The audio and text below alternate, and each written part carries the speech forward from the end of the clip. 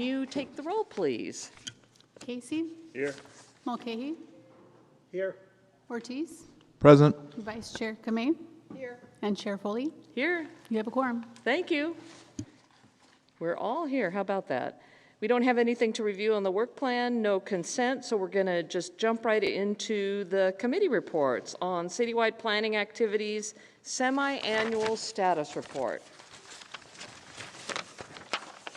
And here, one of the presenters is running down the steps. Please do not trip and fall.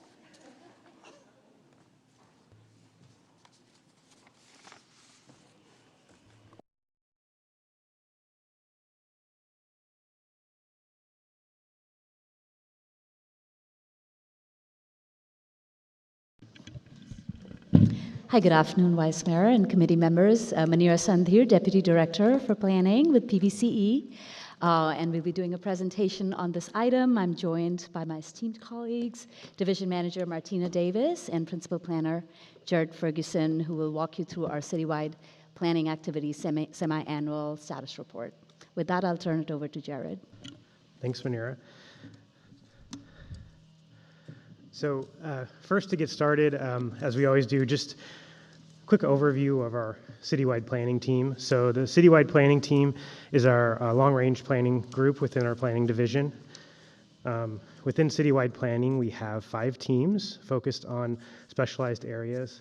So we have our general plan and data analytics team that focuses on regular updates to our general plan, as well as processing privately initiated general plan amendments.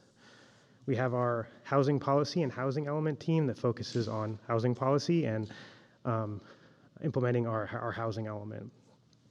Our zoning ordinance team maintains our zoning code and also maintains our council policies. We have our urban village team that produces our urban village plans, and then our special projects team, which is currently focused on implementing our transit-oriented communities, or TOC policy compliance. So over the citywide planning team, we have a total of 19 positions with 1 current vacancy, which we're looking to fill. We have 3 managers, 5 supervising planners, and then 10 planners below that.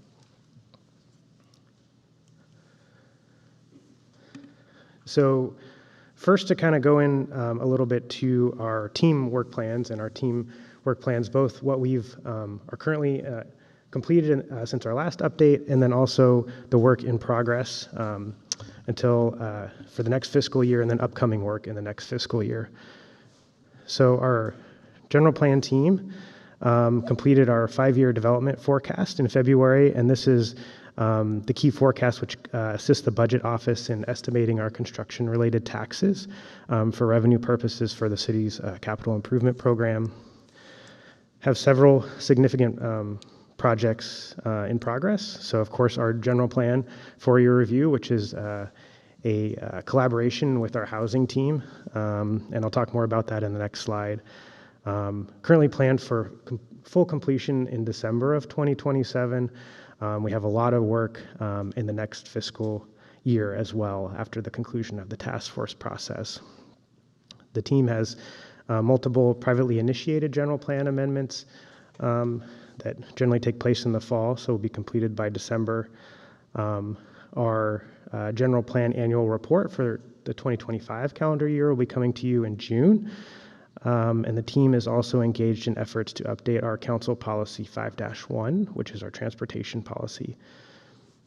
And then looking into the next fiscal year on work that the team will be starting, looking to start work on our tri-element update. So this is updating 3 other elements of our general plan, both updating the open space and safety element of our general plan, and then looking to complete for the first time our environmental justice element, which is a new required element per the state. Looking at adopting minimum densities, both downtown and then for our mixed-use neighborhood designation, completing the next version of our 5-year forecast in the next calendar year and the next general plan annual update. So to talk a little bit more about the general plan 4-year review, which has been consuming a lot of our team's work in the last fiscal year since our last update, on the citywide activities. So obviously the focus of our 4-year review is really on housing, implementing key parts of our housing element and also preparing ourselves for the next housing element. So we're looking at ways to increase residential capacity within the city, our work around missing middle housing, and then also looking at strategies to improve urban village implementation. We have 3 task force meetings remaining. We started in October, so we're coming into the home stretch for the task force process. We'll have the vote of the Planning Commission at the end of June, and then look to come to the full City Council in August with the framework of the general plan 4-year review update that is coming out of that. We've scheduled our 4 open houses. We've actually had 2 so far to date. We have another one coming up on Wednesday evening at the Bascom Community Center, and then one next Monday as well to round out the 4 open houses. So going into the next fiscal year after that August City Council meeting, we would be looking to start the environmental review, and then also start to actually draft the general plan text amendments, as well as draft any related ordinance changes and additional outreach as necessary. But we do anticipate that work to take up or subsume a lot of the team's efforts as we look to implement what the framework agreed upon in that general plan process. So next, getting into the housing team. So the work completed since our last update, we had a big body of work thrown at us with Senate Bill 79. So we did a pretty robust analysis of that and provided a report to the City Council, collaborating with our ordinance team. In January, we completed a housing element item related to our zoning code around group homes in single-family neighborhoods, single-family zoning, I should say. And then also completed our annual housing element annual report and update on our housing catalyst team work plan in March. Work underway, as I said, the housing team is collaborating with the general plan team on the general plan 4-year review. We'll be looking to restart work soon on our development fee framework, which is part of our housing element program. And then we have a zoning code update around reasonable accommodation. Other work in progress, we have our ongoing data tracking and also state law work, which is always something we could be doing more work around, but following closely each year the major body of changes around housing law. We'll be looking to finish up the downtown ministerial approval ordinance, definitely by December, if not sooner. So we're already undergoing that work right now. And then as we look work to into the next fiscal year of work, we'll be going back and updating our council outreach policy 6-30. So this will be a pretty important one that we'll be working on in the next year. And then in the next calendar year, there's some housing element work to look at expanding our density bonus ordinance, and then our annual update on the housing element progress. And I'll pass it to Martina. Thank you, Jared. Moving on to the ordinance and policy update team. I won't read all of these in the interest of time, but I'll highlight a couple. So we did complete our SB 79 industrial hub exclusion in March. That was a very fast track. I think we're the first city to get one of those ordinances to HCD, Housing and Community Development, for review. It is currently under review by the state, and we are waiting to hear back from them. In progress, you will see in June updated standard permit conditions, and findings is really what it is. That was a housing element action item. We have to bring our findings into compliance with state law. We have another package of other state law updates. We're kind of packaging those together, various minor changes. I'll note that last year when we were here, we had actually talked about workload, and we had left that as a placeholder because we kind of knew the state was going to do more changes on us, and sure enough, we did actually have to carve some time out this year for a state law maintenance update. We are working with the Office of Economic Development and Cultural Affairs on the downtown digital wayfinding program and the ordinance changes needed for that. We're working on some SB 79 walking path analysis, and then I'll highlight, it is not upcoming, we are now working on the vape shop zoning update. We're starting to do some of that policy work around that. with hopes that to get that to you back in fall of this year. After fall of this year, the team's really going to kind of shift to focus on ordinances that are being driven by the the 4-year review. That will drive a number of pretty major changes to the zoning ordinance based on the changes we're proposing to the general plan. All right, urban villages. So we have 3 villages in progress. Alum Rock East, which we plan to get back to council in fall. We are going to have one more round of outreach. We are just out at Viva Calle a couple weeks ago. It was very successful. Saw a lot of people we'd seen before, which was actually really nice. We are trying to work on finishing up that 5 Wounds urban village plan, same schedule fall. We're working with VTA on that, particularly around the design standards right around the 5 Wounds church. In Saratoga Urban Village Plan, we are working on it. It is on a slower time frame now due to it being tied to the 4-year review for reasons of CEQA. So that would not return to council until fall of 2027. We are planning some community touch points this summer. And then my last team I'll speak to is transit-oriented communities. This team is really focused on compliance with the Metropolitan Transportation Commission's transit-oriented communities policy. They are tying compliance with this to a lot of transportation and other kind of planning-related funding moving forward. We have received some grant funding for this. We are trying to finalize our grant agreements. In the meantime, before that grant funding kicks in, the team is taking advantage of some of the overlap in that work and other policy work we have. So that team is working on the downtown minimum densities that we were directed to do as part of that SB 79 direction we received in January. That overlaps with TOC because we actually do have to do minimum densities in kind of similar geographic area for that policy. And with that, I will turn it back over to Jared. All right, thanks, Martina. So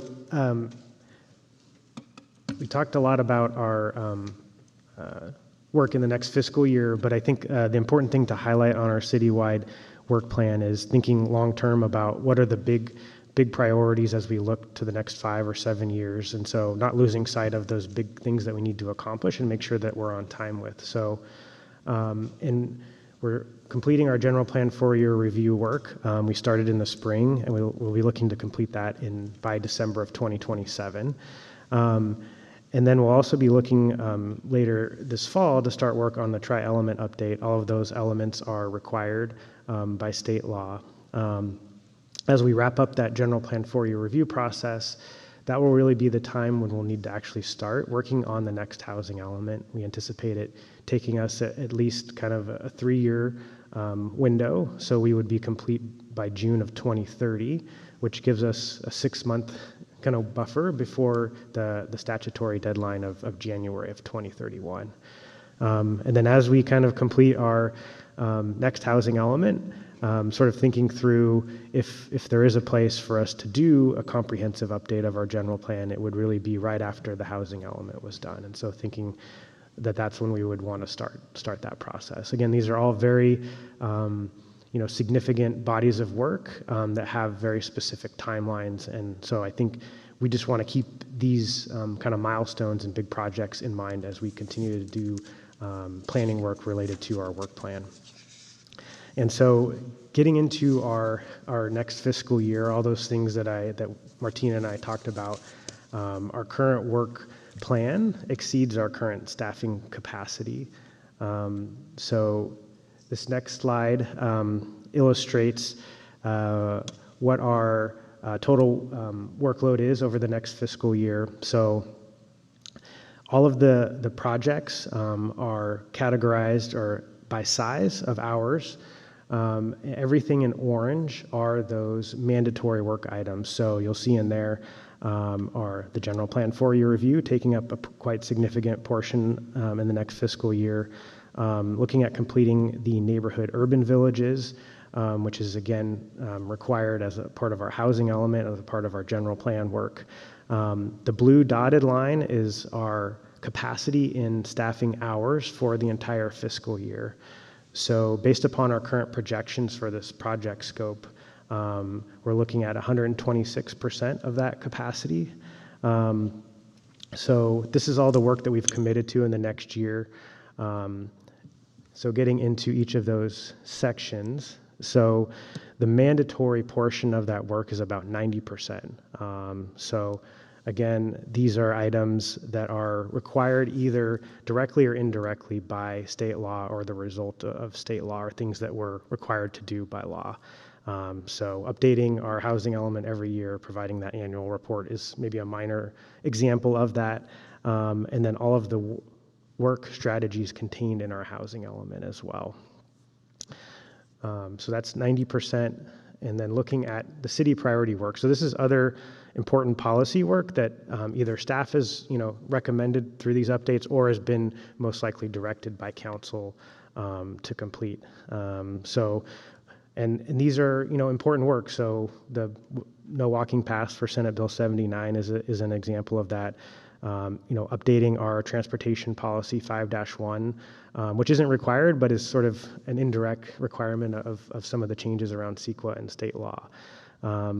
So it's a lot of important work, and what that will mean for us, I'll pass it to Martina and to look over the out years.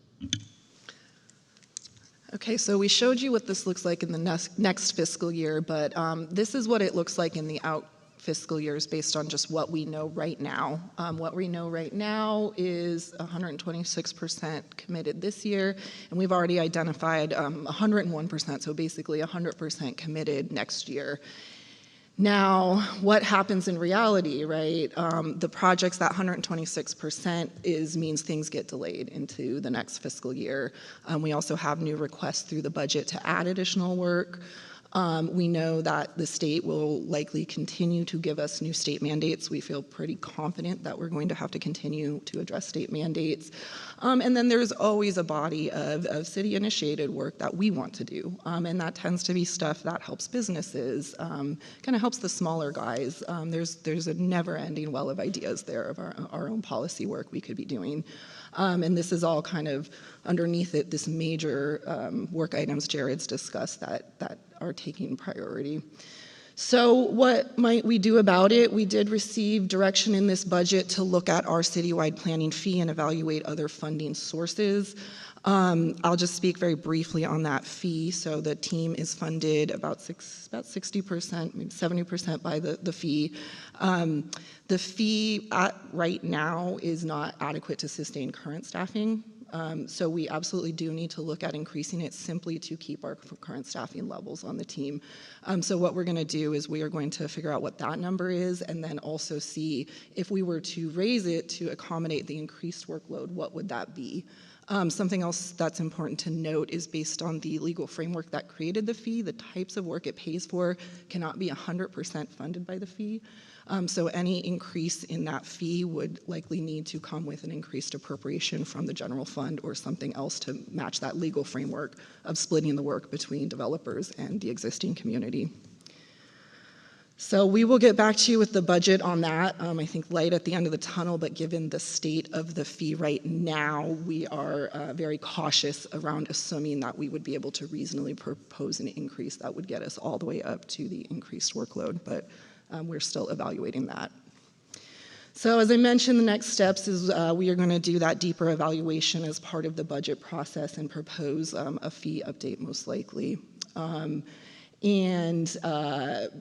That's that's basically it. There will have to be some trade-offs if we want to add the new work, or we'll need to just delay that into future fiscal years. And that concludes our presentation. Thank you. That's a lot. You have a lot that you're working on. Do we have any members of the public who wish to speak? Yes, we have one card for Lillian. Please make your way down to the podium. You will have 2 minutes to speak. Thank you.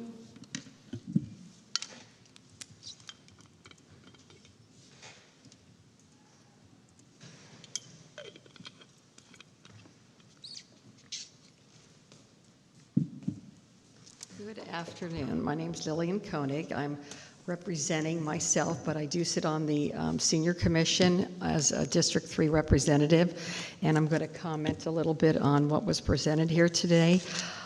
You spoke about annual housing element reports, updates, citywide plans of action. But really, I'm here to discuss seniors and the Envision San Jose. Talking about, you spoke about data tracking. I wonder if you actually track seniors and how they live in middle housing, affordable housing, lists of housing that seniors live in, and how you quantify their income with their quality of life in housing. And when you talk about data tracking, I know you're overworked, but I wonder how much the seniors is included in that. And then you mentioned your task force open house. I think you said this Wednesday on the 29th that Bascom was when you're having another one. I wouldn't have even known, because I'm supposed to chair, and I am chairing the subcommittee for housing on the senior committee. And I did not know about the other task force open houses, so I'd like to attend that one. I would have liked to have known where I could have found that, because stakeholders in the community are seniors. We are very important in our community. We do a lot for the community. We are involved with our housing, and we'd like to be able to stay in San Jose and contribute to the community. So if you could just comment on that, thank you. Thank you. Back to the committee. Thank you. Turning to my colleagues, Councilmember Mulcahy, you're up first. Thank you, Vice Mayor. Thanks for the briefing that we had on this item. And, really where I've kind of been focused and my head has been at is around, just the capacity issue that you're facing. And, a week ago we were in the study session and I asked the question about, our everyday fee-based program and how we're going to deal with dealing with everything else that we get no funding for, the unfunded mandates. So there'll be a theme to just a few questions here and open to anybody. And I know, our IGR team, is tied to a number of things that is in your world, but we are definitely not alone as, the San Jose department dealing with this issue of having to deal with our everyday permits that come through the door and how do we plan for and implement state mandates. So, are we working across city, partnerships, city to city, statewide with collective IGR teams on, not just everything that's come to us now, but we just looked at a chart moving forward, with a question mark, unfunded mandates, question mark, and we all know there are going to be more. So even if we don't get resources as part of this advocacy work, we have to be on record at how much trouble this is causing, not just San Jose, but every city in the state.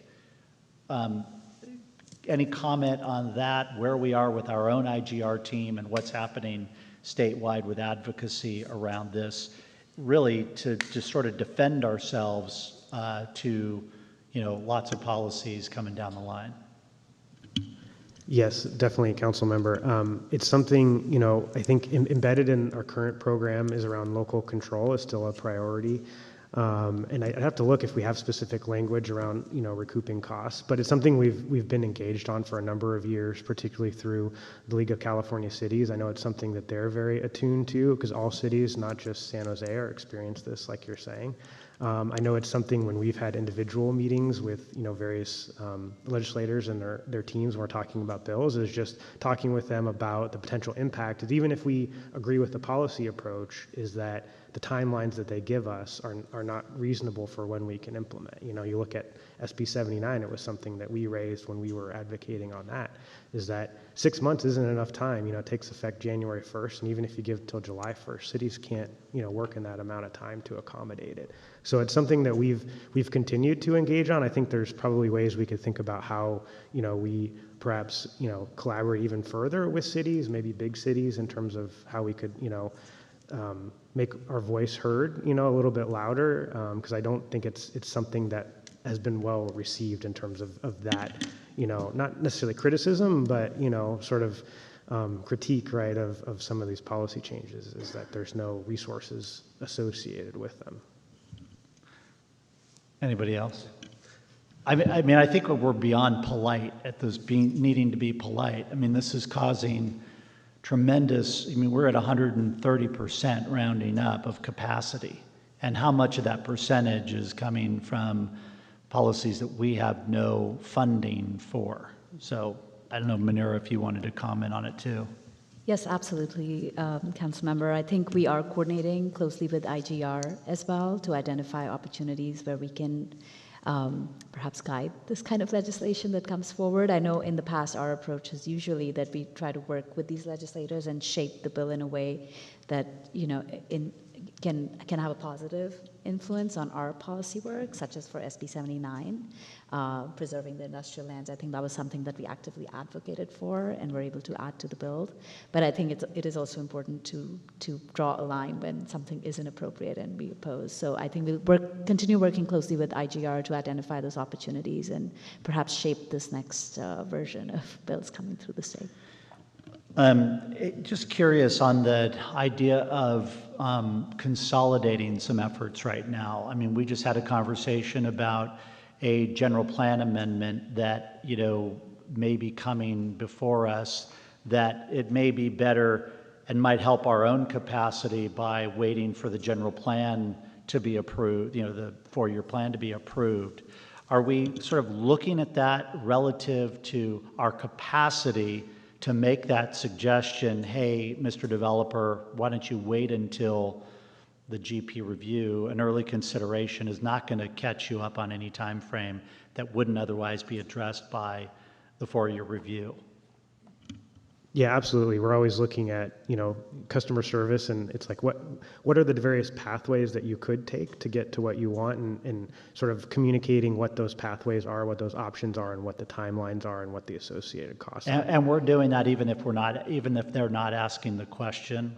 Yes, absolutely. Okay. I think we're always thinking through, within what might be within our work plan, what policy changes might be coming that would enable a faster pathway for you, especially when we're talking about housing. What options are there? What state laws could you consider? I think those are all things that we're constantly evaluating, in order to provide good customer service to people who are coming in with interest in developing. I think in the presentation it was just sort of pointed out that as part of the budget, this body would have to be sort of prioritizing moving forward. Have you considered suggestions of what to deprioritize as a PBCE organization, and things to be specifically considering to get us within our capacity range? I mean, I would always hope that we're always going to be trying to achieve over 100%, but 130% is working against us, which, by the way, is also something that we should be talking to state legislators about, and governor's office and everybody else about this fact that as these mandates come down, they're sort of counterintuitive because we're not even able to get to the real work that's our everyday work to get things built in San Jose. So are we going to see a deprioritization list from you? What we can't do? We're certainly exploring trade-offs at this point, council members. So through the budget process, we will be evaluating what are the items that perhaps can be pushed out to future fiscal years versus being done this year. But again, it is a tough conversation, and with the budget process being so extensive, sometimes can get lost in the middle. I don't know if Director Burke. Chris's light went on. I'll jump in for a second. As with last year's budget, there will be an MBA that comes out that talks about all the council referrals that we will typically, and as with last year, we attached a separate document too that sort of listed out the specifics that are in the citywide work plan, because it does require a more direct approach to prioritization. So in that, we'll have a recommendation. It requires council to agree with that. So it will be through that budget process. And again, the budget documents are 1,000 pages. This stuff often tends to get lost if it's in an MBA. So we'll certainly make sure that we're making that aware through our one-on-ones with council members, just to highlight kind of what's included in the list. Thank you. Thank you, Vice Mayor.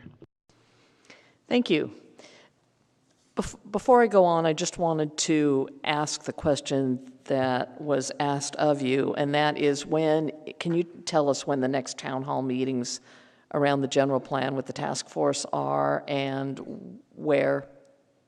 Yes, absolutely. So the next open house will be at the Bascom Community Center this Wednesday, starting at 6 p.m. And then we also have another open house Monday, May 4th at 6 p.m. at the Shirakawa Community Center. So those are the remaining 2 open houses. And we also have an online engagement tool we've launched on our general plan 4-year review website that has some of the same content and ways to participate on them. Wonderful. Thank you for answering that question. I appreciate that, Jared. Councilmember Ortiz. Thank you, Vice Mayor. I know I said I didn't have any questions, but my apologies. Some things came up when you guys were presenting. I've gotten quite a bit of emails from, business leaders and community advocates who are, I guess, upset at our approach to the general plan, utilizing the the Planning Commission as the de facto committee. Have you guys received similar critiques? I think we've received mixed reviews. I think there's also been folks who have viewed it positively as well. So I think it's something that we want to take a look at and evaluate at the end. Yeah. I could see the positive if you're a city staff. It's less work reaching out, appointing individuals. But when it comes to residents, I feel like we're not really getting a diverse set of input because, for example, business leaders who are working every day, they don't have time to be on the Planning Commission for the most part, but could sign up to something a little bit more shorter or less demanding, I guess, time demanding, like the Planning Commission or the committee. And so and then another thing is, I was thinking like, okay, well, you can't go. Maybe I could invite you to an open house, but I only see there's 4 open houses, and I guess the one for East San Jose was already done during Viva Calle, which I think is very problematic because a lot of times the people who come to Viva Calle aren't from my district. They're residents from all over the city. And then there's like, what about seniors who may not go to Viva Calle because they can't ride a bike, but they would go to an open house. So I just wanted to ask, what were the thought process behind choosing Viva Calle as the one open house for East San Jose? So that was a thought process we went through with our engagement consultant, trying to think through ways in order to try to engage the community creatively. Sometimes the open houses, we actually, I think, got more people through Viva Calle than we got through. But were they District 5 residents or were they East San Jose residents? I don't have the data. Exactly. But this was our outreach program. Was something that we discussed with the city council, in August, and it was sort of trying to balance between the timeline, given to us, and thinking through how we could complete it by June of this year. Mm-hmm. And so, that was what we could accommodate kind of with that timeline. But engagement is very important, and happy to kind of talk with you in your office if there are other ways, that we could try to augment that work. Happy to think through that. And so are these the only 4 open houses that we're going to have? Yes, 4 open houses. That was, again, kind of what our outreach and engagement plan was that was shared with the city council. I just feel like a lot of these decisions were made from the perspective of making it easier for staff and staff capacity and not based on the needs of our constituents, which should always be our guiding star. We're a city that's who pays taxes, and yes, I'm sure it was a lot easier to appoint the Planning Commission de facto instead of appointing, for example, seniors or, local youth advocates or things like that. And so I just wanted to raise that. Obviously we do this every cycle, and so for the next time around, we're obviously too far in this process, but hopefully we're mindful of that moving forward. Okay, then what I'm going to do is I'm going to send out an email and do some outreach for the May 4th meeting at the Vietnamese American Culture Center, since that's somewhat near my district. And so I'm going to work with you guys to gather all those details so that I could include that in a overall communication. Again, just to reiterate to council member, we have been having meetings with some of the individual neighborhood or leadership groups in districts, and we've kind of been working closely with those council offices. So happy to work with you and attend other Great. community Have you met meetings. with anyone in District 5? No, I mean I'm saying we're happy to attend meetings that you know So of. if I and do my own, you're saying, or something like that? if there are existing neighborhood meetings or if you plan something, Okay. yes. Or like a neighborhood association meeting. Okay, that's good. I appreciate that. Thank you. That's all my questions. Thank you. Councilmember Kamei. Thank you so much for the report. And I just want to say that that's one of the things that's been really good in terms of working with the staff and the office. In terms of, I'm going to have they're coming to the D1 leadership group, which is a group of all the neighborhood association. So I'm sure that if you have different sort of entities that would like to know what's going on with the general plan, it's a good way of keeping them sort of up to date. And this will be the second time Jared comes, so he's taking all the hits and answering questions and just letting people know what it's about. I think it's very helpful. As I look at the slide on the 90% mandatory, 90% capacity for the mandatory work, over the years, I mean, if you watch the trends, it's a little more, a little more, a little more. Now it's taking almost the entire pie, right? And I don't see it getting less, right? So we are going to come to a time, and I don't know, like, how did it get so bad? Every city, because I sit on the Santa Clara County Cities Association, every city is feeling the squeeze, and I don't know exactly in terms of how we're going to better address it, but as we start moving to using all of your capacity for this, other important work, community work, does not get done. And so I think that something's got to give. And I don't want to say that, hey, all of this stuff is being done to us. But guess what? All of this stuff is being done to us. And I'm not sure, and I guess it's a conversation with IGR and others, but the cities are in fact feeling the whole weight of all of the mandates, unfunded mandates, right? Because you only had limited number of dollars. So I think that, this is something that at some point we're going to have a really serious conversation as to, when you get to 100%, what are you going to do, right? I mean, we're already at 90, so I kind of am worried about how aggressively it has really sort of increased. And as we continue on that trajectory, it's not going to get better. So something to sort of think about, and something for us to see where are we going to find relief, because this is not sustainable. I guess I also want to mention, let's see here, there was one more thing. Of the leftover capacity, it's hard to choose amongst the city priority work that we already have.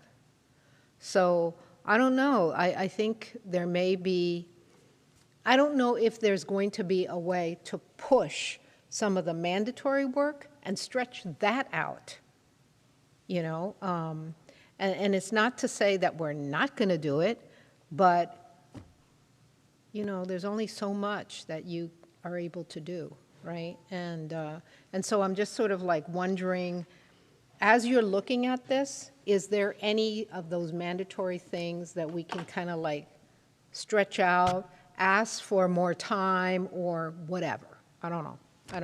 I think there needs to be some kind of way to find relief.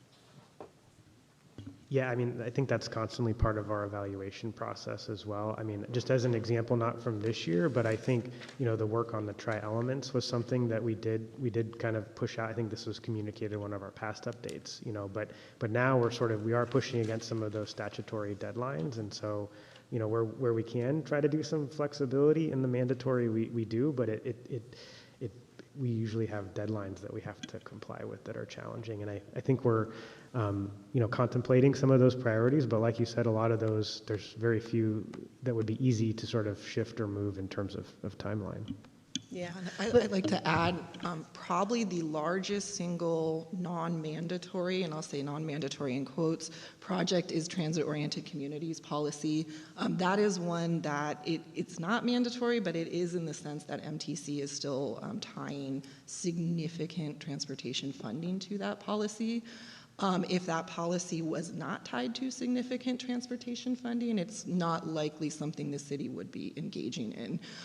So that's an area we are exploring, and maybe an area to kind of continue to press on that tie between that funding and that policy work, because that is a very, very large ask from MTC. It's a significant, and although they are putting funding to it, if you notice, the funding is only covering looking at 26 of the 54 stations. And that's just one component of the policy. So I'll just mention that's an area that we're really exploring what maybe we could do to free up some capacity in that one, but it is challenging because of that funding tie. Yeah, I guess what I was thinking of is there a way to do some work ahead of when some of these mandates have the designated timelines, so that we can work with whoever it is that we need to work with to push it out? Because I'm not worried about the stuff in the blue. I'm worried about the stuff in the orange, right? And if that's taking 90% of your capacity, then that means that, it's pretty much all of the stuff that you're doing, just about, right? So I'm sort of thinking strategically, thinking about how certain elements can be moved over a year or so. So instead of moving our stuff, we move their stuff. So anyway, something to think about and to strategize whether or not it's possible. Some people say, oh, it's impossible, you got to do it. Well, yeah, you got to do it, but I think you can work with them to see if they could squeeze it. We could squeeze them to push it out. Councilmember, I just want to add to that point, because I think the one thing that we don't talk about in this conversation is the implementation and enforcement by the state around many of these housing laws. So the interactions with HCD and other state agencies in part drives the way that we work on these things. So when you look at those out years, the fact that we're laying down a foundation for our next housing element now, which isn't due until January of 2031, is all about that enforcement angle that comes on the back end. And that's true not just for the housing element and builder's remedy, but sort of everything else. So, we're still under scrutiny for the actions we took related to SB 79, which is something that's, core to our general plan, is the preservation of employment lands. And we think there's a reasonable case in the law, and yet we're back and forth with state agencies on their interpretation, which disagrees with ours. So, I do agree that there's always an opportunity to consider how we balance the work, but I think we're very mindful of those interactions as well. Well, thank you for your work. Of course, the housing element leads a lot of the discussion and takes a lot of time, and you're trying to get a jump on it by starting that work now, but that does have an impact. Councilmember Casey. Thank you, Vice Mayor. There's some frustration in my district around the 4-year review process, but I did want to acknowledge that you guys have been available, and we did try to set up meetings for you to have individual calls and meetings with folks. So I do appreciate you guys extending graciously that offer. But there is also some frustration with, I guess, the actual format of the open houses. So if you could just kind of describe, is it just displays that are set up, or is there a staff presentation? Because, and I'll tell you why. There is a perception that although we are implementing state level laws, that we may be going above and beyond what's required. And so a lot of folks, particularly in my district, that although the cow's out of the barn in terms of single family housing zoning, still want to protect to the extent that they can the sanctity of that type of lifestyle. And the perception is that you guys may be going above and beyond the call of duty and acknowledging that there is a conflict of interest. You guys have to meet your arena numbers. So if you're given an opportunity, and not to say that this is actually what you guys are doing, but the idea that maybe you guys are running with these state mandates to make your job easier potentially. Yeah, thanks, council member. So just the first on the format of the open houses. So they're displays, but each display has multiple planners at them, and each station is meant to sort of encompass one aspect of the 4-year review. So we have one, for example, on the urban village process, and how we're looking at trying to strategize to improve the implementation of that. And so each individual or group of individuals, when they stop by, can have a conversation with the planner, and they kind of describe, they can read the boards, they can have a conversation about, here's what we're proposing, and they can have kind of a dialogue on what do you think, and there's usually opportunities on each board. You can share your feedback verbally with that planner. You can put a comment on a board. There's usually questions poised on, each board. So that's kind of the style, and then there's also some general information ones as well, like what is a general plan? Why do we have to have a general plan? And so it's really designed to be more interactive than just having like a single presentation. And there's kind of multiple opportunities to provide input and have a direct dialogue. I think we really find that those conversations in kind of smaller groups, one-on-one, is really more meaningful in terms of getting feedback. And so that's how we've chosen to do it this way. I think we're constantly adapting and sort of evolving in terms of how we solicit input, but we found that this format is pretty good. But like I said, open to feedback. On the second question, so there's, and this is, you could spend a lot of time discussing this, but so there's various state laws that have changed or modified single-family zoning around what you can do on a single-family property, whether or not that's duplexes or lot splits through SB 9, or more recent laws where you can do potentially up to 10 units on single-family lots. Those are kind of the baseline, but we also have a program in our general plan that says we're supposed to look at 4 to 10 units. And so that kind of was written before these state laws, but we still have an obligation to kind of consider how we would implement that strategy. And so where our recommendations are coming from is to try to fulfill what was promised in the housing element. And so, there's not a hard line of like, this is bare minimum versus exceeding it. It's sort of, it's an iterative process to sort of figure out what would fit within that program. And this is, our proposal to meet that. Now, any of the units resulting, it isn't anything that we're officially counting towards our RENA, but we have an obligation to at least propose to City Council that consideration of 4 to 10 units. So hopefully that answers your question, but it is, we have this sort of obligation built in to sort of look at how we would exceed it slightly from what the bare minimum is. Yeah, no, and even though I have a background in this, it's still not necessarily clear, and I don't think it's clear to the layman person or the average person, and I think figuring out a way to clear that up would be helpful. I think there's still some frustration, and again, the perception that you guys are going above and beyond what the state is mandating us to do. Councilmember, I just want to expand on what Jared had to say just a little bit, because I think it goes beyond sort of an obligation to study this. I think we do see a myriad of state laws, and the implementation has been sporadic and inconsistent throughout the city, and I think that will only increase as the state continues to pass additional housing laws that impact all of our zoning districts, not just single family, but particularly. And I think, certainly the most recent round with SB 79 combined with some of these other things, we're going to see significant impacts in our neighborhoods. Now, we're very much of the belief that planning is a local action, right? Is that our staff are on the ground, they understand the city, and that we have the opportunity to work for the best outcomes for our community because we understand it, and we're not using that broad brush approach across the entire state. And so, in part, what we're also trying to do is use this opportunity to create sort of boundaries within that. As we have the opportunity to create a market outcome that the market might find more appealing, that actually sits better with our neighborhoods than somebody coming through and trying to layer an SB9 project with additional ADUs and no parking, is that when we keep the control local within our planning, we have the opportunity to get better outcomes for our community and for our residents. So I think that's an important component as well. It's important, too, to socialize that to the community. I don't think that messaging is getting through. I think it's important to actually encapsulate it that way. I think they'd be happy to hear that. Thank you. Would you care to make a motion to accept the report, Councilmember? Motion to accept the report, Vice Mayor. Second. Okay.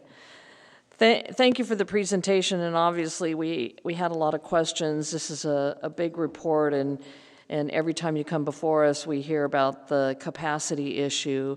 And I think about that in relation to the fees study and report that we're instructed to bring forward in the March budget message. Will that be available to be included in the fees and charges of the budget this year? Is that the plan? That is the plan, yes. Okay. I think that's helpful. I also will remind my colleagues that it's not just the state mandates, whether they're funded or unfunded, and the majority of them are unfunded, but there's a lot of council direction that planning is given on any given Tuesday. So when we come with a council idea that is affecting land use or development or anything real estate related, we have to keep in mind that we too are adding to the workload, and staff, your job is to tell us when you just can't do it or what will suffer, what can't be done. If we're bringing something in and we bring something in that we think is important, obviously, but we need you to say, well, okay, council member, you want that, that's great, and we're happy to do that for you. You're always so very accommodating. But we also need to know that this isn't going to be done, such as, I'll give you an example, the CEQA study at Coyote Valley. That was supposed to be done, but it's been pulled off, and we're fine, and we're moving forward, and I think we finally put that behind us. But that's just an example of work that was instructed to do, but capacity resulted in taking it off the list of things to be done. So we just have to know what the trade-offs are. If we implement this thing and you say yes to it, what aren't you getting done, like the vape shops or whatever it is, just to keep that in mind. Okay, that's the end of that report. Let's vote.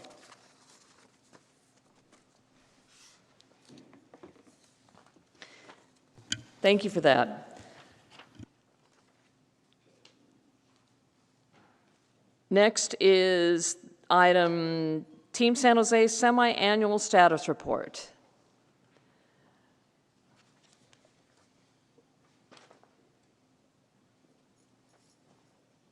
We have a whole big group coming forward.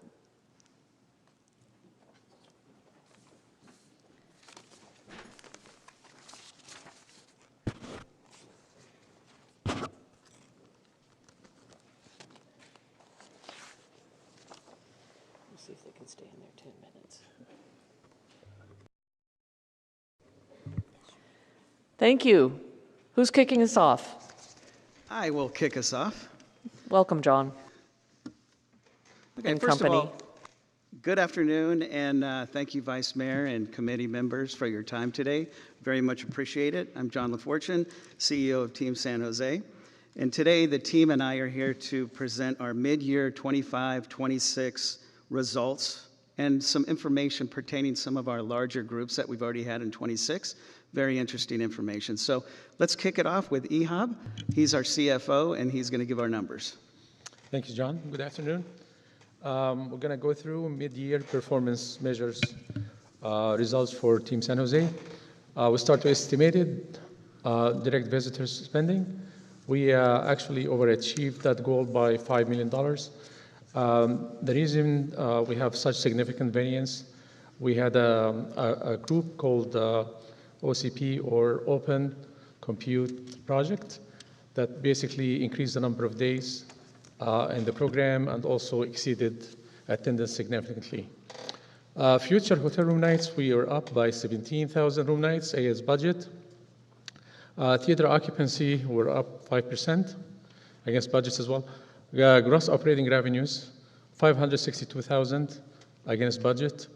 Gross operating results were up by $2.3 million against budget. The reason for such significant variance for the gross operating results, we had a large technology group that canceled, and about $2 million of that gross operating results belongs to that cancellation fee. Customer satisfaction, we're up by 5% against budget. And I'll turn it to Ben. Thank you, everybody. For the record, Ben Roschke, Vice President of Research and Strategic Development. This is our mid-year report, but we did want to, as John mentioned, share some of the initial results for the major 2026 events that we saw from hotel performance. We'll start off with Super Bowl 60. As you can see, compared to Super Bowl 50, considerable growth in terms of the hotel performance. And when you have a large event like this, there's sort of two major components that make up people that come to the events in the hotels. There's the contracted room blocks, which we call the group rooms, and then there's the transient demand, which are the individual travelers that decide to come and attend this event. If you look at what happened with Super Bowl, we had almost exactly to the same number of contracted room blocks as we did in 2016. That 21% growth in occupancy was driven almost solely by transient demand, which really speaks to the importance of the strategy that the city took in launching the major events, to the concerts, the fan zones, to draw folks in, and then the marketing that was executed to drive people to that. If you look at sort of this report that was done by CoStar to look at the tracking of how 2026 compared to 2016 in terms of room flow. Just to orient everybody, they looked at San Francisco and then what they called the Levi's Stadium area, which was Santa Clara, the airport hotels in downtown of San Jose. You can see that there are distinct patterns for each of those, with San Francisco's peaking around Friday this year, whereas San Jose, you can see that growth there from the transient throughout, but once we hit Friday, Saturday, and Sunday, the growth actually starts to enlarge down south, again speaking to the impact that the major activations and marketing had as we were able to capture more and more share. That culminated on Sunday with an incredibly large capture down south, whereas up north it went backwards a little bit compared to 2016. In total, Super Bowl helped to propel February from a hotel revenue standpoint to be the best February that the city has ever had any year. Moving into March, NVIDIA's referred to their GTC conference as the Super Bowl for AI, and it certainly performs like it from a hotel perspective. We had incredibly strong occupancy, 90% over the course of the event, with the peak nights of it basically selling out the city in the upper 90s, and really strong revenue per available room. An incredibly strong week. And then for our second major 2026 event, it flowed perfectly into March Madness, which typically the week after NVIDIA is a little bit of a downturn as everybody's recovering and moving on and moving out, but we flowed right into March Madness, had very strong results year over year. And these 2 weeks, coupled with strong overall performance in March, means that we not only had the best March on record, we had our second best performing month ever in hotel revenue perspective for March. So very positive results, and we're looking forward to continuing into the rest of the big 2026 events. I'm going to turn it over to Matthew to talk about sales. Good afternoon. Always good to be with you. I'm Matthew Martinucci, Vice President of Sales and Destination Services. So at the mid-year mark, we have some really positive numbers to show how we build our future with citywide business. And in our world, we define a citywide as 500 rooms or more on peak, a multi-property lead, not a self-contained. So far through December, we have booked 12 of these events, which is an increase of 140% over the same time last year, the same booking window. For the room nights associated with those groups, we're at 58,394, which is an increase of 99.9%. I wish we could have squeezed out that extra 0.1, but we'll keep working on that. But very good growth. The leads represented in this window are slightly down, and a lead is just an opportunity, whether it's worth 1,000 or 5,000 room nights. You can see we're down 1.2%, and the room nights associated are down 10% because the groups themselves are smaller. Now, I am happy to report that in the 3 months that have ensued since December, we have caught up and we're slightly above in the number of leads and the number of room nights. So we've been working really hard to get out and find new opportunities. The pie to the right just shows you the demographic of these groups.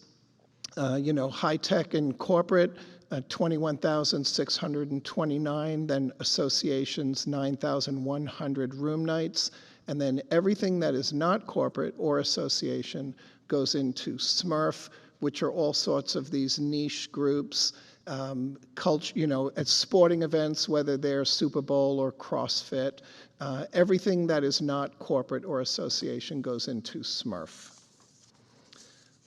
On the next slide here, I mentioned how we've been able to really increase the amount of leads, and we are doing more customer events, more travel, more engagement than we have ever done before, 67 different events in the course of the 12-month fiscal year. For business trends, any business needs to, if you're healthy, you need to keep good customers that are repeat, and you need to go find new groups. And so through the halfway mark, of the 35 groups that we have booked into the convention center, 18 of those are first-time customers for us. So a very, very high percentage. And in room nights, of the 70,000 room nights that those groups represent, 31,000 room nights are first-time groups. So very, very healthy percentages. And then one other metric we look at are the show dates, which are not the move-in and the move-out dates for an event, but the dates where an event actually takes place. And that has grown steadily, and particularly of note, when you look, we've gone from 74 show days in 2024. That jumped to 91 last year, and that would have been higher except for a couple of cancellations. We're at 93 right now for 2026. I'm really hoping we can get to 100. And then looking forward, when all the excitement of SJ26 has passed us, looking forward into 2027, we have 61 days confirmed right now. That compares to 28 a year ago for 2026. So very, very strong forward growth. We're all going to be here after the sporting events have left. And then the last thing, and I think there is a correlation, there is a connection here. We are the first city in the United States to launch a citywide contract for hotel rooms. And so what that means is when a group needs 5 hotels to sign for us, they don't have to ask their legal department to sign 5 contracts. They don't have to negotiate 5 times. They have all of the verbiage is in one contract, and then all that's required is a 2-page addendum with the rates and the block for an individual for each participating hotel. So what this does also, it saves them a tremendous amount of time and headache. It also gives the attendee brand preference, because many people, when they travel, they want to stay at a Hilton or they want to stay at a Marriott and get their points.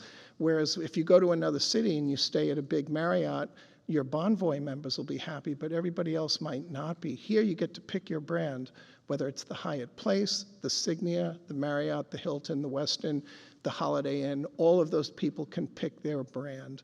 So no less than Marriott's and CVent have said they have not seen a contract like this anywhere in the United States. So we're really very excited about it. Thank you. Good afternoon. For the record, Laura Shimolewski, Vice President of Marketing and Communication for Team San Jose. This first slide you're looking at, it shows our advertising performance for the first half of the fiscal year. It's critically important that you remember that this advertising is focused on conversion. It's focused on driving revenue and not awareness. We have removed any barriers, so our local audiences in the outskirts of San Jose and in the Bay Area see it as well. We also pick production partners who can report production that is not a multiplier, but are actual dollars that are influenced by this campaign. So happy to report in the first 6 months, almost 22 million incremental dollars and over 33,000 hotel rooms. Next slide, please. Online for social media, you see our growth continues. This is especially critically important going into all the festivities of 2026. You can see Instagram especially and TikTok are performing the best. This was year over year, but I want to give you some numbers on what we saw the first week in February. From February 1st to February 8th, we saw over 800,000 views. This is versus about 100,000 we average monthly. We had about 1,000 new followers during that 1 week of Super Bowl, and we had 18,000 engagements, and we usually get about 1,000 of those a month. Next slide, please. PR for the first half of the fiscal year looked really good. We had almost 200 million viewers for an ad value of $1.3 million. Next slide, please. But really important was our positioning, as San Jose is one of the best in the world destinations in national media. We never report on anything that we don't influence and that we don't pitch and that we don't have a relationship with the writer on. So we are proud to say in both Reader's Digest and Veranda, we had a company that included Mexico City, Milan, Boston, Chicago, Beijing, and Boston. The Vogue article, a writer we've been working with for several years, we're happy to note she got in the Children's Discovery Museum, Santana Row, the Winchester Mystery House, and Japantown, among many others.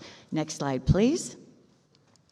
I also wanted to report on the Fly, Stay, and Play campaign. As you might remember, this was a partnership with the Sports Authority and with the airport. Happy to report that the campaign itself drew over 100,000 people into San Jose during the whole run, not just during Super Bowl, but also affected 130 hotel room nights, 700 searches, and 53 airline bookings. Next slide, please.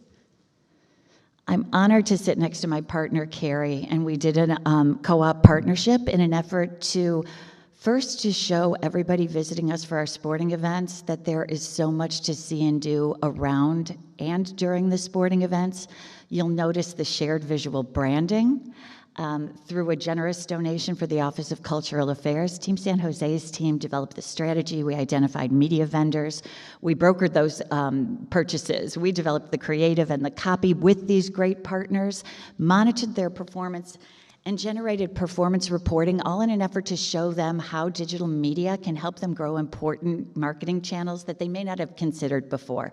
I'm happy to say it's a great hit. It's continuing, and look forward to you seeing many more of those signs on digital social media. Next slide, please, and I refer to John. Thank you. Thank you, Laura. And just to wrap up our presentation, I just wanted to invite everybody to our next biannual Summit of Hospitality, fondly recalled BASH, and that's coming up on June 4th. I'd love for you all to attend. Last BASH, we had 224 attendees, all local businesses, hotels, business associations, and small restaurants and bars and so forth. So it grew 47%, one BASH over the next. So very high profile, and thank you all. I'd love to see you there. Wonderful. Thank you all for your presentation. It's exciting to see those numbers, and I look forward to seeing the final numbers of 2026 after we go through the whole sports cycle and event cycle that we have this year. No members of the public? Don't see anyone up there. Then I'll turn to members of the council and Councilmember Kamei. Thank you so much. Thank you so much for the report, and I also want to thank you for the briefings. They're always really helpful, and one of the things I mentioned in terms of as you're looking at the final report is I know we always report on what has been booked. It'd be interesting to see what are the actuals, and I know you probably won't have them right away, but as a comparison to see how things are trending, and it's just good information to be able to take a look at if you're able to obtain that. The other thing I wanted to say is that the idea of having one contract and making it as easy as possible, I think it's a wonderful thing. As you go through any of your processes, if there are ways of making it easy to do, I think that that's absolutely wonderful. It's just a great idea to be able to have one contract, the addendum, and make it simple. So I want to commend you for that, because I think that those are the things that are going to make a difference to the person who has to do all that kind of work. So I wanted to recognize that. And with that, I just want to move acceptance of the semi-annual status report. Second. Thank you. We have a motion and a second. Councilmember Mulcahy. Thank you, Vice Mayor. Thanks for the report, gang. I just, congratulations on the citywide contract. I know that that has been something we've been working on for a very long time, and just know that that's such a valuable tool for you as you're, kind of working the system to bring those citywides, which are just so invaluable to us. I can't read my writing here. Give me just a second. Talk about the capture of the transient. I mean, do you, especially with respect to the Super Bowl period of time, I know that's always been our hardest group, set to get after. Is that in the spending, the specific spending, the partnership between all of the groups that were sort of focused on SJ26? What's the secret recipe to that? And I think it's tied directly to that sort of uptick on the weekend, especially coming in and out of Super Bowl. Yeah, I think there are a couple different things that we could probably directly attribute that growth to. One was, if you comparing 2016 to 2026, we really didn't, as a city, invest in any kind of activations that we could then have Laura piggyback marketing off of to help steal the share as it came through. I think we're also seeing this is the second time this event's happened with this particular configuration, with the stadium in Santa Clara, still the vast majority of hotel rooms in San Francisco. I think there's some savviness from the repeat visitors perhaps around what the pattern is of the events somewhat that helped to bring naturally some things south as the game day got closer. But I think directly related to us having these sort of, whether it was the massive concerts out in front of City Hall, the incredible activations over at San Pedro Square, all the different points of activation that we had allowed us to go out and, utilizing Laura's ad tech, go after those folks and steal that share into San Jose and South around those events, and giving people something else to do besides just the big game.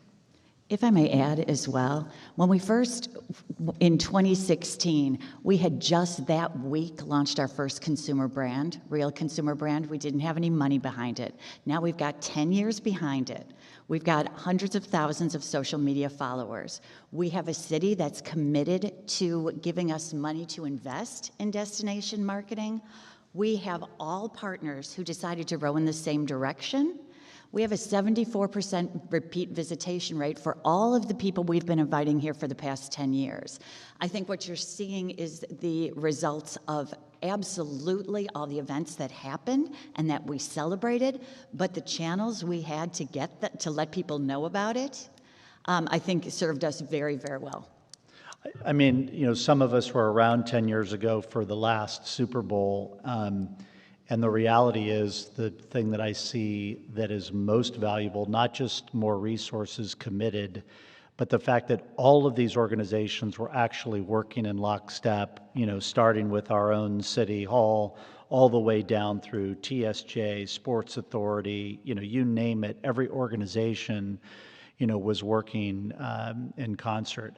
I'm wondering on the notion of the investment, the ROI, and maybe Rosalind, you may know this, is there a plan, sort of after SJ 26, all of the events, maybe even through, I think the last major one is CrossFit, can we really sort of look directly at how much real dough we've put into these efforts and what that ROI is, and do it in a way that we can actually break it down and understand it. So, there's some sort of criticism on the public spend. How do we calculate that? But to really come back and understand, so that the next time that we have to have a conversation about this, that we have real data that we can pull from, because we know it works.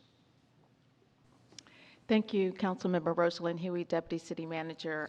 Yes, that is our plan. We are very fortunate that the Sports Authority has commissioned a comprehensive economic impact report for all of the major events this year. So we'll be using that data and working to calculate what really is the actual return on investment from the city's dollars that has been going into 2026. And I'll just remind you, this is just the beginning. We're not stopping with 2026. We are building our muscle going into 2027 for those celebrations and beyond. So we'll be needing this data to inform our work in the months and years ahead. Thanks. Thanks, Rosalind. Appreciate that. Just to clarify for my colleague, Councilmember Kamei, I think the question that she may have been asking is, what's the yield on future bookings? And, what do we, when you guys speak this language every day, you see 160,000 or whatever the number is, what are we hoping we get from that, and what is our kind of goal around that yield to keep that business, and convert it? I'm looking at you, Matthew. I thought you were.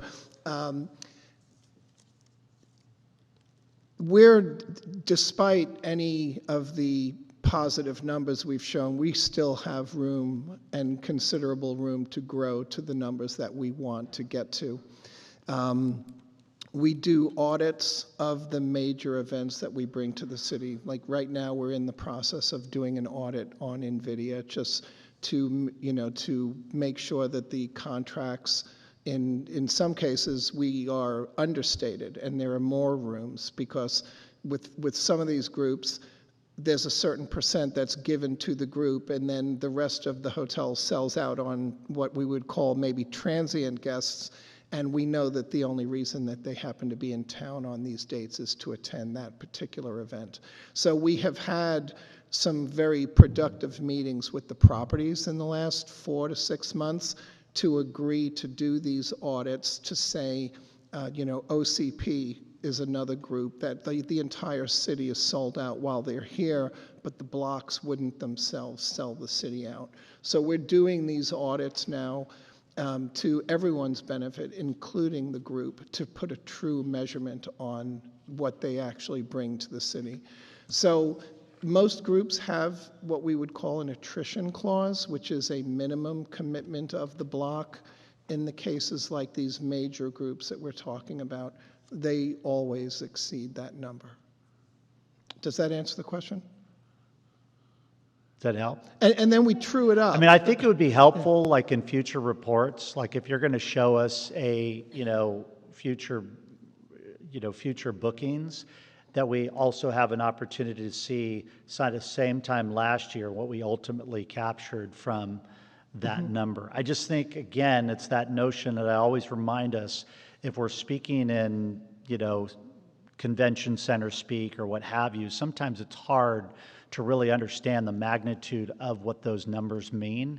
So it'd be great to continue to refine that education especially for this group, and then as it goes to our council colleagues, because ultimately we're the ones that are, having to make a decision about whether or not we're going to put more resources into marketing the city or to boosting the visitors, bureau budget. And if we can see ROI, we can see and know what those numbers are. I can't overstate how important it is to continue to take every opportunity to educate this body as to the value of what these numbers mean. Yeah. If I can real quick, just to contextualize a little bit, I believe last calendar year we had in the neighborhood of 117,000 consumed rooms, right? So to put Matthew's future sales in perspective, that's about 82,000 in 6 months for this year and future years compared to about 117,000 that occurred in the last calendar year, if that's helpful for scale. We can figure a way. We keep many reports, as you would imagine. One of them is just pace, and we do true it up. If a group cancels, we take the rooms off the books, for example. So we can figure a way to incorporate what actualized looking backwards, because that is, at the end of the day, the number we're growing off of, not just what we contracted, but what was actually consumed. Okay, I'm running out of time. I just want to say it's super favorable what you've reported. I look forward to the next one. And it wasn't a criticism as much as it is just that continued effort to try to make sure that we're all communicating and understanding what the script says. So thank you so much. Thank you. Seeing no further hands, I believe we have a motion and a second. Let's vote. Thank you all for the good numbers and the report. Appreciate it.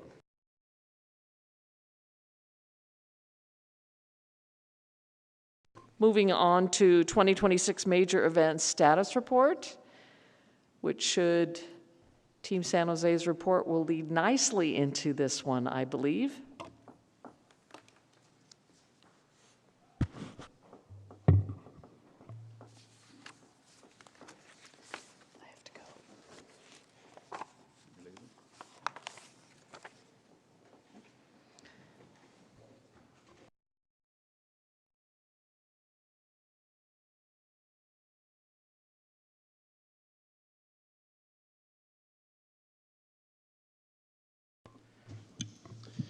Hello, council members. Thanks Welcome. for having us here. I think we can switch slides. Just as a refresher, since it's been a minute since we were here, with SJ26, we focused on 3 major goals. One is economic benefits from these major sports events that are taking place in and around San Jose. The other one is build civic pride through having events in downtown San Jose and throughout San Jose as well, and really set San Jose up for the next iterations of itself around the experience economy. So those have been our guiding principles. In order to accomplish this, we've really focused around what can we do to have big events in San Jose, and that's centered around having concerts and Big Fan Fest in downtown San Jose. I'm happy to report Super Bowl was a very, very big success for us from a foot traffic perspective. We started out with the Invisible Skies project with Elizabeth Turk that took place right outside of City Hall. It was a great event. I was able to take part in it. I think we had over 2,000 people that attended the event. So it was a great way not only to start things out, but to also integrate with existing events that happen in San Jose that are beyond sports.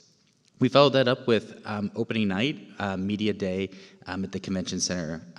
Very, very successful event from an operational perspective. It was great to have that event directly here in San Jose. SJ26 put on a drone show after that event in Discovery Meadow. The foot traffic data that we've seen, there were about 7,500 people that crossed through that area for the drone show. So very, very successful for us from a foot traffic perspective. That was free to anyone who also wanted to attend that event. We had a series of events that took place throughout the Super Bowl week, including things at Creekside. We had the Fits and Wits podcast that took place there. So plenty of other events throughout the week in San Jose. We started out with our first big concert Friday right outside of City Hall here with Kaylani. We like to say global hero, local superstar. She performed her first concert since winning 2 Grammys right here in San Jose, so I think that was a big feather in our cap to have. We had 12,000 people that attended the concert, and I think it did a great job of featuring San Jose. You could see City Hall, you could see everything that was great about San Jose, and I think it really helped to set the tone for what was going to happen in San Jose during the Super Bowl. We followed that up on Saturday with DJ Dom Dalla, an electronic digital musician. There were 15,000 tickets that were sold for that event. And I would say for both of those events, there are a couple big things that we accomplished. One, we set aside tickets just for local residents to purchase, and we also tried to keep the ticket prices low for local residents to be able to purchase tickets. So if you look at things in San Francisco, Chris Stapleton, I think the cheapest ticket was $600. And we didn't want to have that happen here in San Jose. We wanted, again, to provide a great experience here for San Joseans. We also had our Fan Fest that took place inside of San Pedro Square. This turned out to be wildly successful. If you ask some of the merchants the days before the Fan Fest started, they were actually asking us if we were going to compensate them from some of their staff because they didn't believe that we'd actually have enough people there in San Pedro Square to justify this. We wildly exceeded the numbers that we expected to have for our Fan Fest. We had over 48,000 unique visitors throughout San Pedro Square over the 3 days of our Fan Fest. So it was great. It was free to the public. Tons of free family fun activities for people to experience here in San Jose. We also had another drone show Friday night of Super Bowl in Discovery Meadow, also very, very successful for us. We have projection mapping also going on inside of the Sobrato building during 2 nights of the Super Bowl. So I think we really fulfilled upon the mission that we wanted to have, and we're seeing the numbers started to come in. We have some anecdotal data from some of the businesses in San Pedro Square experiencing record nights of revenue, dramatic increases in revenue. So the goal of increasing economic prosperity seems to have come to fruition from everything that we've done, and the foot traffic numbers seem exceedingly high for what our goals were. So it felt really great for us to set our strategy, execute on the strategy, and see some exciting results that have already come in from the data. I'll turn the corner here in March Madness, and John Poach from the Sports Authority will give the overview on March Madness. March Madness, as you know, was the NCAA men's regional basketball tournament. A very difficult bid to win. It's done in 4-year cycles, and we lost our last one due to the pandemic. So they don't give you a makeup. So we're thrilled to bring it back. It's the 8th time we've had the NCAA men's regional basketball tournament. And if you remember, we also had the 1999 women's Final Four. So we're thrilled to be able to host this. Following the Super Bowl, we had to let our merchants and retailers in San Pedro Square know this would not be the scale of the Super Bowl, right? It's a regional basketball tournament. And the fact that we didn't know the participants until Sunday before Thursday. So we had 3 teams nowhere near the West, in Purdue, Arkansas, and Texas, but we did have Arizona. Luckily, the experience of Super Bowl let our merchants and retailers know that this is for real and that our goal is simply to help promote your businesses. So we're thrilled that we sold, NCAA issues 0 comps, 46,500 tickets in attendance for all 3 games of the regionals. We did a free concert in San Pedro Square. Our games were on Thursday, 2 semis, and a final on Saturday, so we wanted Friday to be the activation day.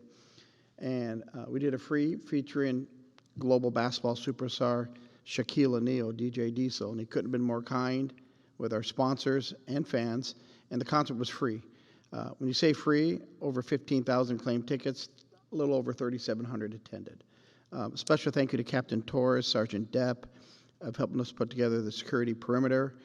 It was quite expensive because we hired a private security firm as well. But as my staff told me, $30,000 equals 0 incidents because we had incidents in the Super Bowl. And so we may have gone overboard on security, but for our San Pedro Square restaurants and merchants and then those in attendance, everything went as smooth. And I have to thank Captain Torres and PD. As far as other creative, we partner with Office of Cultural Affairs. So Carrie and her imagination created a special free throw, a digital display on the SAP Center during the games where fans can walk up and have themselves in a digital image shot on the screens of the SAP Center as they did a free throw challenge. So it just showed the creativity that we have in San Jose.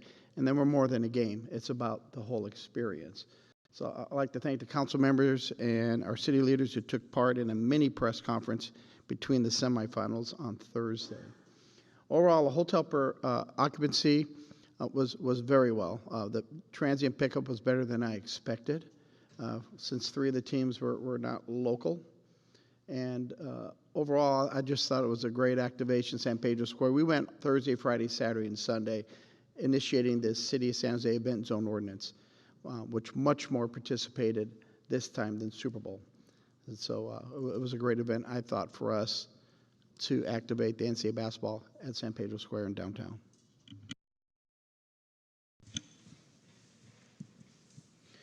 Thanks, John. Just a brief recap here, high level, of what worked well. Great activations in downtown San Jose. I think the other thing that was really interesting is, as we sort of served as a catalyst, we started to see a lot of other events that were taking place throughout San Jose. So it was a great way for us to sort of set a template and let other places throughout San Jose see how they could replicate things. So other watch parties, other types of Super Bowl parties, and things like that held at various hotels and parks throughout San Jose. A really great collaboration with the Office of Cultural Affairs. I feel like these art projects really sort of make things unique and really make it feel special to San Jose, and a big thank you to the Office of Cultural Affairs for everything that they did. If you've seen the Hometown Heroes exhibition that's right outside here, I think it's absolutely fantastic. I thought it was going to be just some pictures and frames on the wall. I went down to see it and I was absolutely blown away with what they had done. It looks absolutely fantastic. And then they continued that through the rest of the sporting events. So if you saw what they did on the side of SAP, it was a great collaboration with San Jose State University. It was a great integration with digital technology as well. So I think these are the type of things that really make these events feel special, other than just putting on a concert and having a sporting event here in San Jose. And it allows us to use these sporting events really as a way to drive traffic for people to experience more of San Jose and come back again and again and again. We were able to activate, I think, the first entertainment zones. Lots and lots of interest around doing that. We had an entertainment zone both for Super Bowl as well as for March Madness in San Pedro Square. Great collaboration across state, local, and federal and private entities to make sure that these events are safe. I think in the Emergency Management Center, I went in there on Sunday of Super Bowl, and I think we had 72 different agencies that were in there. So you can imagine the type of collaboration it takes to make those events safe. And really great early data that we're seeing back. We'll have a full economic report later on in the year on these events. And I'll just pause there. Thank you for that tremendous report. It was such an exciting time, and I know there's more excitement to come. Do we have any members of the public? No public comment. No members of the public. Kudos. We've been waiting for a report. I know we're going to have to wait till the end of the year that, John, you're getting a report from an expert on all of the events for this year, but man, was Super Bowl successful, all the activations downtown, the energy of people who live all over the city who came downtown who don't normally go to downtown, the reports from the restaurateurs downtown was just stupendous, truly an amazing achievement. And I know it's always compared to what happened 10 years earlier, and I wasn't around in this capacity 10 years ago, but from all the numbers, everything was improved, and just kudos to everyone, all the work that you've done, and it's just amazing what this city can do. It's not a sleepy little town. It's a sleepy little town who can really put on a good party for a lot of people and make it safe. I've been to this report at VTA from a different standpoint. I've been to it through the interoperability committee where they're the radio connectors, and I've heard updates from the EOC. So to hear it from sort of the top about all of the overarching numbers and excitement, it's really, I'm just so proud to be a part of it, be a part of San Jose, and thank you so much for all of your efforts. With that, I have to run for another meeting, and I'm going to turn everything over to Councilmember Kamei. But thank you so much. Thank you so much. Let's see, as we do the switch here, if you give me just a moment. Okay. Well, I don't have any requests to speak hands up, but now that you have raised the bar, it's wonderful what people are still talking about it. They really are. The invisible skies was something that many people, just came. They didn't know what it was, and they're still talking about it. So I attended the Kalani concert, and I haven't been to a concert in a long time. And I thought, oh, what is there to expect? And it was wonderful. People enjoyed themselves. There were a lot of the smaller vendors, and just the atmosphere was really a lot of fun. And so I know that we learned a lot from the Super Bowl to the March Madness, and there were tweaks made.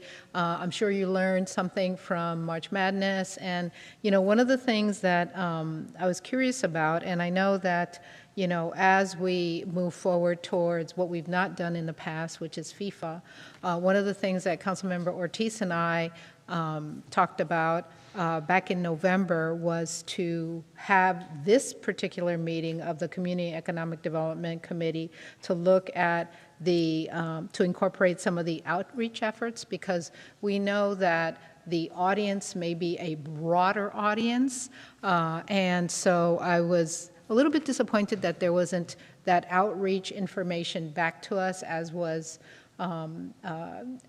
asked for by council in our November memo. So I'm just wondering, ahead of FIFA, I understand from the administration that we are going to get a supplemental memo, but I think it's important for us to look at outreach, look at, this is going to be a very different demographic, more international in scope. Not that the other two were not, but it's at a level of 6 weeks. I don't know. So I'm just curious as to what can we expect as we move it forward. Well, as Team Jen Baker, Director of the Office of Economic Development and Cultural Affairs, one of the talking points that Team San Jose had shared was a particularly exceptional BASH event this year. Yes. And yes. I think the opportunity to repeat that in June, looking forward, and look at some of the different ways that businesses will be impacted over a longer duration of 6 weeks of programming is really important. With the Super Bowl, NVIDIA, and March Madness, those were more finite duration, and so a company's working capital could be expended in bursts in different ways versus 6 weeks of burn time on one's capital. And so thinking about how we support the business community and that outreach moving forward is important. Yeah, I am hoping that there's more targeted outreach. The thing is that we don't know what was done with Super Bowl and FIFA in terms of any particular targeted outreach. And so I'm kind of hoping that as we're looking at these 6 weeks that are coming up, I would ask, in terms of how are we going to sort of like push that information out so that, whether it's residents, business owners, workers, visitors, know what their rights are, what's available in terms of city resources in partnership with even Santa Clara County, because I know this was a huge effort with so many other partners all around. I just want to give greater visibility to that whatever can be done can be pushed out from our offices, our council offices as well, so that the community knows, hey, things are going to be fine. These are the things that are available, and we could be helpful with that. We could be much more helpful with that. And Councilmember, if I could just add, and thank you for that point. And yes, staff, we will be issuing a supplemental memo before we go to City Council with this item on May 12th. But I did want to share what we have been doing in terms of partnering with agencies, including the Immigrant and Protection and Empowerment Network, also known as IPEN. They're really our key partner, and that network is made up of a host of different jurisdictions and other organizations to help push that word out to our community to make sure that our residents and, quite frankly, visitors coming into our community know their rights and can feel safe. And also, we're, of course, working very closely with the Rapid Response Network in the county as well. So we will detail those outreach methods in the supplemental memo, talking about what worked well for Super Bowl and March Madness and plans moving forward for FIFA. Yeah, no, that's terrific, because I think that this is going to be huge. I mean, 6 weeks is a long time, and anything could happen, right? So, you know, I think that it would be good for our community to also know that these resources are available should you need them, or, you know, what is happening. I'm going to turn now to Councilmember Mulcahy. Thank you, Councilmember. I don't know if I misunderstood maybe a portion of what was missing from what you were saying was also how do you get like business associations and businesses involved and all of that. And I think like the toolkit is available. I think it would be good to make sure that all the council offices are pushing that out. I know, you know, we were doing it. We had the benefit of having a lot of events kind of in and around our district, so we were pretty proactive doing that. But I think that, and then also the app, the SJ26 app, I know has a lot of resources for the community on it, so they can see schedules of what's happening. So maybe sort of pushing that out, you know, again, to the council offices as well would be helpful. I just had my light on because I wanted to just recognize, you know, there's another example of the teamwork that we've seen, not just, you know, your organizations, but, you know, you two specifically, who both brought so much to bear. And it was a little bit of an experiment that just could not have been more impactful. So thanks to John and Tommy for stepping forward for San Jose. Wonderful. And would you like to make a motion to accept I'll move and to accept the cross-reference? report and cross-reference it to San Jose City Council. Second. Very good. There's a motion and a second. Let's vote.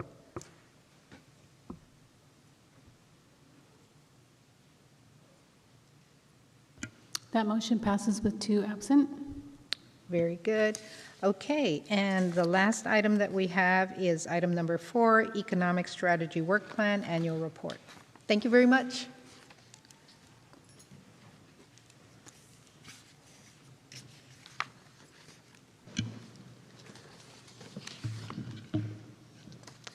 Good afternoon, Councilmember Kamei and members of the committee. Jen Baker, Director of the City Manager's Office of Economic Development and Cultural Affairs, and I'm here today to present the Economic Strategy Work Plan Annual Report and request your acceptance of the progress. This reflects the first technically 9 months of implementation of the FY 2025-2027 strategy. This work plan was approved as part of the FY 2025-2026 budget process and was designed to focus our efforts on 5 core areas: business attraction and retention, small business ecosystem support, downtown recovery, expansion of the experience economy, and connecting residents to economic opportunity.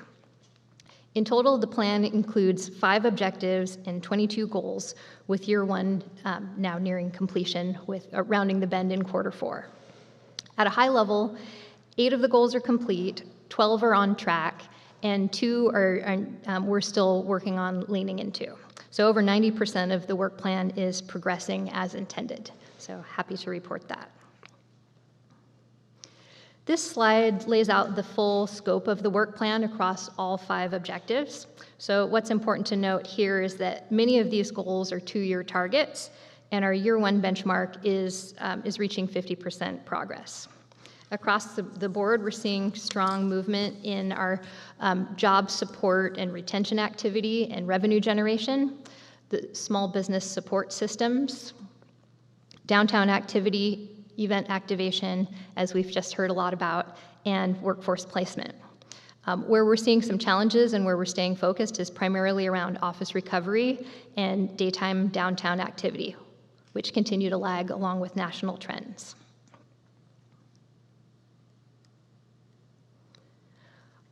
A few highlights that will illustrate where we have the strongest momentum across the work plan. We added or supported or retained 3,573 jobs. This was up to December, so July through December, and sales tax revenue up $9 million for the 4 months, January to December of this past year. So strong sales tax revenue increase. And we've supported key company investments across advanced manufacturing and clean tech. Some of these projects have included Rose Batteries, Netgear, Lucid Motors, and EV charging infrastructure, where we have supported on both planning and certificate of occupancy, ribbon cuttings to bring awareness to these milestones for companies. And then also starting this fiscal year, or this calendar year rather, there have been a number of announcements that we'll look at reporting out at year end. So lots to look forward to. This reflects a strong foundation of business retention paired with targeted growth in innovative sectors. In parallel, we're making strategic progress in large energy development, which we know is one of our competitive advantages in the city. 2 Equinix facilities are now energized, and you can see a number of team members at the ribbon cutting at Equinix. These are anticipated to generate $800,000 in near-term utility tax revenue, scaling to roughly $4 million annually. And this is a key insight for us in that access to power is one of the most important site selection drivers across the country, and we're well positioned to continue to compete in that space. So that will be informing our focus areas moving forward. Pertaining to small business resiliency, we've received over 800 startup grant applications, signaling strong entrepreneurial demand. We currently see more business openings than closures, which is a positive sign. And the business improvement districts, which have been a capacity building exercise over the past 2 years, are advancing very positively. So in the start to this year, we've established or advanced 5 business improvement districts, bringing over $760,000 annually to be reinvested in the communities that are committing that money. These districts are critical. They create self-sustaining economic infrastructure at the neighborhood level and really give community members the power of decision to create sustainable solutions for their neighborhood community and businesses. The work is about more than recovery. It's about building long-term resilience and local wealth creation.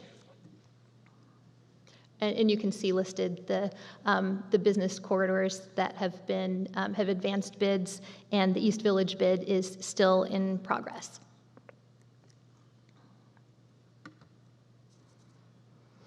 In downtown, positive resident sentiment is holding at 51%.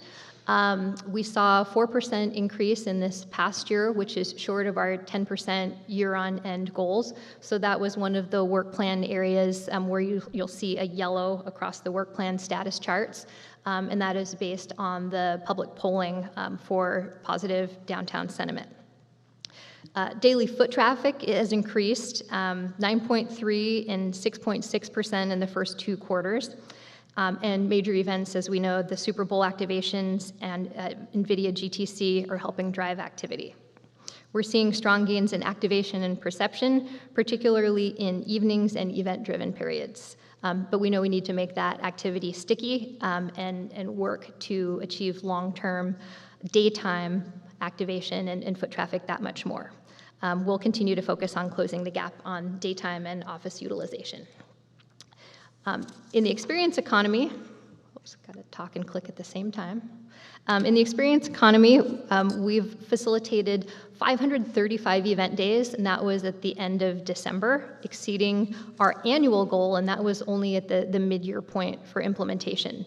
So you're going to see a tremendous amount of activity that our existing staff and cultural affairs has really hustled to put together this year.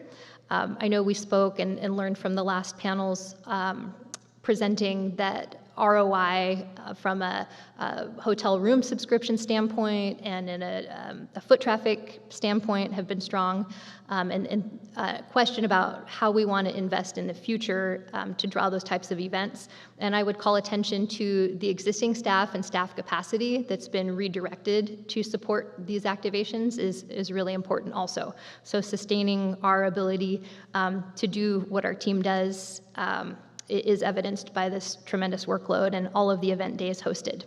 So 1.85 million attendees, which is phenomenal, and the Super Bowl activations alone bringing in over 450,000 visitors downtown.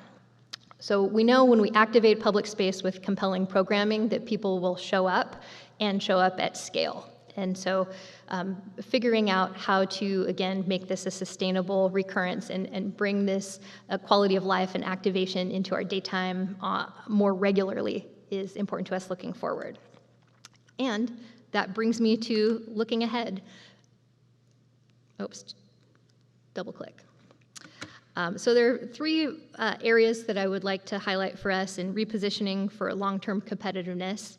And the areas are business attraction and retention, which we know is a cornerstone of business development, small business ecosystem, and experience economy. So under business attraction and retention, we're committed to executing against the March budget messaging to build out a 3 to 5 year business development strategy. I'm particularly excited about that component because I know there are a lot of competitive advantages that we can showcase and really bring the brand and the talent and the amenities of San Jose to a broader audience. So we'll look at foreign direct investment, how we're telling the story of local talent, and also developable land as part of that commitment to the business development strategy. We'll continue to target industrial and R&D growth, where we see the most considerable subscription of real estate. And so going with where the momentum is right now will be a good focus for us, leaning into the target industries that will research that much more. Likewise, we know that supporting office recovery and business-to-business firm activity that aligns with that industry growth will be an important strategy to activate downtown.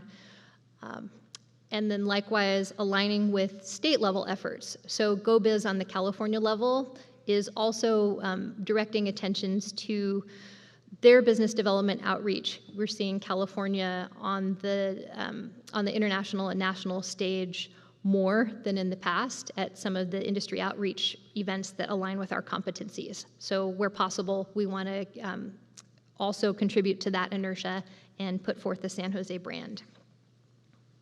For the small business ecosystem, strengthening the full economic ecosystem is a priority for us. We want to expand and sustain the business improvement district capacity, so it hasn't been enough just to stand up the bids. There are other communities that would like to also form a bid, and once they're activated, we want to make sure that their capacity to execute on their budget and deliver for community is sustained. So we're committed to bid support and technical assistance capacity building. We definitely want to encourage more local spending, so opportunities, as we've seen through the SJ26 events, where people are bringing their expendable income to our small businesses and neighborhoods. And then likewise, advancing the Eastside Revitalization Framework that was also called out in the March budget message. And lastly, experience economy. We want to build off of the SJ26 momentum. There have been a lot of lessons learned and deliverables on the policy level, like for entertainment zones, where we now have vehicles to be able to invite the community to activate. And we will continue to work on those types of interdepartmental policy tools that help us help the business community celebrate. We want to expand civic engagement and partnerships, support major upcoming milestones. We know we have the 250th anniversary of the city and the 70th anniversary of the Sister City Strategy will be forthcoming in the next year. And we heard quite a bit about convention center activation, and so what are the ways that we can facilitate optimization of the facility and continue to partner with Team San Jose looking forward.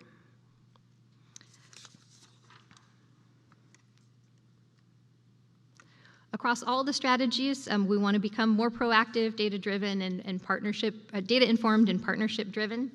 And to close, after this first year of implementation, we're seeing strong execution across the priorities, measurable economic gains, and growing momentum in key sectors. So we'll look forward to putting more into the activities that we're invested in.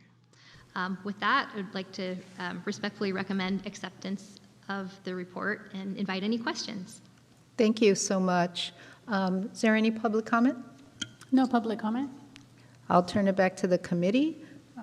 Comments or questions from the committee? Councilmember Mulcahy? I have a question, but I'll move to approve the report. Hey, Jen, one of the things that constantly comes up is this retention of our industrial base, right? We've got to keep it for jobs growth. And, I'm sure if the entire council was up here, everybody's got chunks of that in their district that, you'd just rather see something get built there versus these blighted areas just sort of languish. I have 3 little chunky areas in my district that I think about, Campbell Avenue, some pockets of Lincoln Avenue, Center Road in District 7, where you've got sort of unqualified property owners who can't afford to actually hold on to their properties. And yet we're holding on to those properties, for another use other than industrial. Has the department ever thought about how to help facilitate connecting, investment to those kinds of areas specifically? Is that a fair question? You know what I'm asking? I believe so. So one of the aspects of our focus areas looking forward would be identifying, are there public-private partnerships, CDFIs, alternative forms of capital that could be leveraged as tools to improve properties. In the past, there was the Redevelopment Authority, which doesn't exist anymore, and that created some inroads and then also left some challenges to manage. But we are interested in looking at what sorts of tools could help jog loose some of the properties that seem to be stuck for any number of reasons. I just would say that having that inventory, on a list somewhere for your team to know if there's an investor looking to do something. Again, we have lots of people in this community that are owning properties that don't have the capacity to redevelop, and they're sort of being held for a certain type of use type on those properties. And we have a lot of blight as a result of it. So it'd just be interesting, I think, to look at how we create an inventory list of those, what I would call opportunities to connect developers to those sites. Thank you. Yeah. And council member, if I may, this is a really interesting time to be having that conversation, and we're in the 4-year general plan cycle. And so evaluating where we are in terms of jobs creation capacity, how jobs are matching up with housing and residency and population, and really how all of those things impact our structural deficit. So are there ways forward where land use zoning requirements can be either honored or altered in ways that have us pacing, ideally, population growth with B2B sales tax, property valuation on the business side, that are helping us create a balanced budget. Great. Well, thank you so much. I don't have any other hands, so let's vote.